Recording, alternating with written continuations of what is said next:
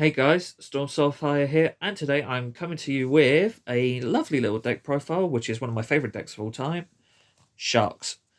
I took this deck to locals last night with the new support from Rage of Abyss, and not bad actually. 2 wins, 2 losses out of 4 round locals. Got me 5th place out of 9 people, I'll take it. It's not good, but could have been better. But some of the matchups I had were like Branded, Heroes, which I lost, and then I defeated, oh, what's it called? Memento, and a weird deck, which I'm trying to remember what it was. Oh yeah, it was like Snake Eyes, Diabelle's White Forest. So yeah, that's how we went at locals. But I will show you what I played in the deck and also show some things I am considering changing. Remember to like and subscribe, and let's get straight to the deck profile. So to start off with, we have the normal summons of the deck, which is 3 copies of Buzzsaw Shark, 2 copies of Beautiful Princess, 1 copy of 141, and then 3 copies of one of our new guys, which is the lovely Surfacing Big Jaws, which is also one lovely QCR. Shout out to Aaron from Locals. So you really don't want anything to happen to these normal summons, because if they imperm or do anything, you're kind of fucked. But if they go off, you're set, pretty much.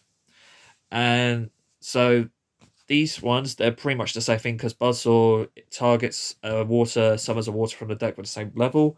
Beautiful banishes itself to summon a water, so you can banish this, summon this, and then play on. So they're kind of all the same. And then Big Jaws, I mean. This is when you activate a spell card, you can special summon it afterwards. And then when it's summoned, you can grab a fish shark. And it has to be fish shark, so you can't grab any random fish, but you do have a good target, which is Snake Eyes Poplar for the deck, and I mean Drake Shark, not Poplar, but I like saying it. So with this, when you add it to your hand, like Poplar, you can summon it, and then when it's used for an XC summon that requires 3 or more, Drake Shark actually counts as 2, which is good. So if you want to make Shark Drake for this deck, you just need this on one other monster. And it gives Shark Drake a lovely little ability that's once per turn you can detach 2 materials, and then take any spell or trap on the field and it becomes a material, which is not bad. And then extenders for the deck. So we have 3 copies of Abyss Shark. This is your go-to one. And thank you, Konami, for reprinting this in Quarter Century Bonanza, because it's been needed a reprint for ages. Why the fuck is it only printed in Legendary Duelist 9? You can go and look at that video, as I tried to pull it and sadly did not. So but this one is on summon. It counts as level 3 or 5 for a number, but when it's summoned, you grab a level 3, 4, or 5 fish, which is actually quite nice. So with that, I usually end up grabbing this, Xyz Remora, which is like one of the most broken cards in this deck. So with Remora, you can special summon this by detaching 2 materials from a monster, and when Remora is summoned, target 2 level 4 fish, and you get summon them in defense mode. The fun thing about this card, it's not once per turn. This thing is not once per turn. What the fuck? So there's so if you guys know Full Armor Dark Knight Lancer, it basically, since this is an Xyz card, Dark Knight Lancer lets you add any Xyz card back from grave to hand. So you just add this, and you can do this again, which is fucking nuts.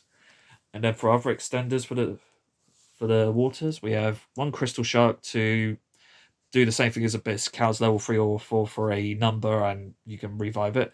And Lifeless Leaf Fish to put stuff back and draw if you need to, or when it's summoned, Foolish Burial Fish, which is not too bad, because you can go normal this, foolish this, and then you can make a stealth dragon or something if you need to.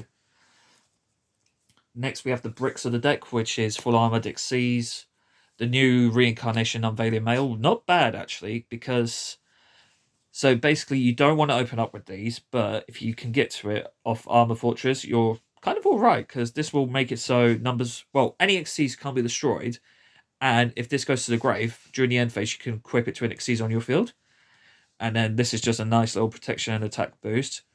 And then we also have the 1-off Virtue Stream, which you do need, because this is basically Icarus attack, and it's actually quite good. It won me a match last night, because when I was fighting the Snake Eyes thingy in my deck, they had a Diabelle's and the continuous spell from the recent set. That's for Azamina's, whatever it's called. I don't know. I try to catch up on Yu-Gi-Oh news, but I forget. But he had both of those out, and before he activated the spell to fusion into the Omni Negate, I just went Virtue Stream, pop both, and then he scoops. So it's pretty good. And then for additional spells, so you can trigger off the big draws, 3 copies of Ready Fusion and 1 Instant Fusion. So I do run fusions in this deck, and I will show you what fusions I'm running in a minute.